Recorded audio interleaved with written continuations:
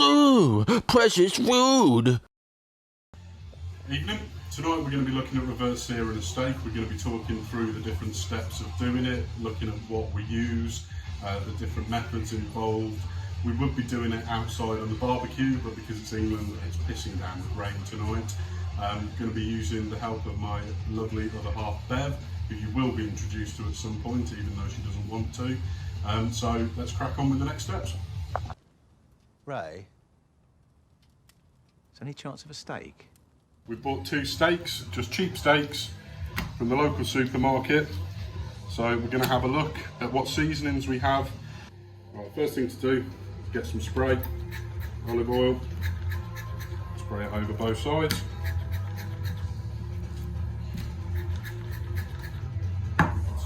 Right, next thing we need is some salt. What I have here though is smoked salt. A little bit different than your standard stuff, it's nice and coarse and it's in flakes as well. So use a good pinch of this over both sides. I'm not doing any salt-based style because I'm not a knob. Just like that. Okay, next thing that we're going to be using tonight is something that my brother-in-law got me. It's called a bullshit. It's from Big Cock Ranch.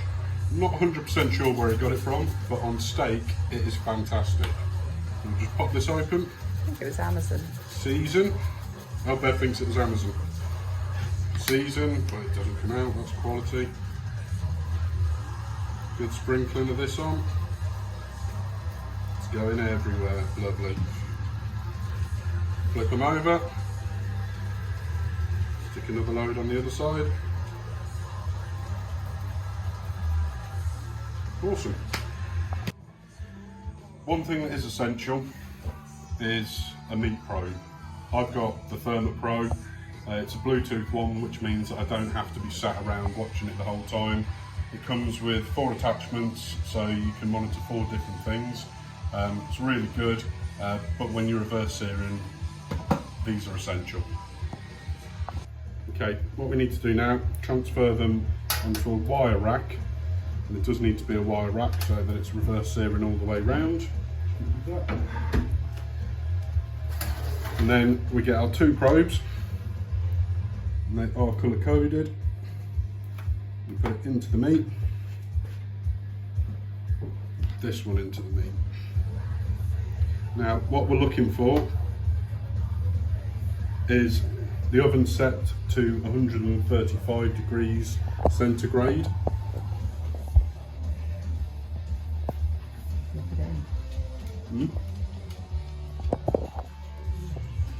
Now what we're looking for is for the internal temperatures to reach about 51 degrees centigrade. Then we'll take it out, but there's no set time for how long this will take. It could take half an hour, it could take 20 minutes.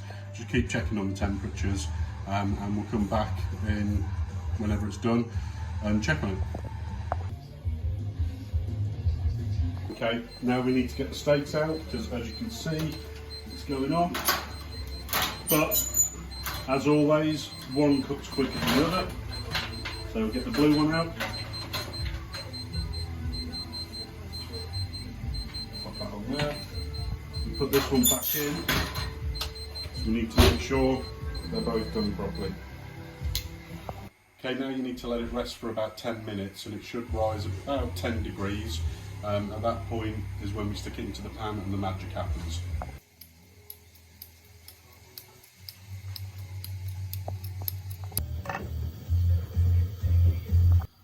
Right, we need to make sure that the butter's nice and hot, which it is.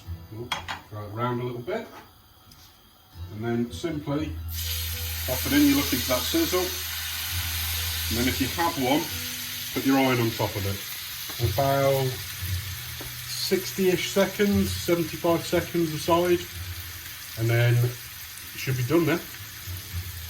And then turn it over quickly, see where we're at. Oh, that is looking banging.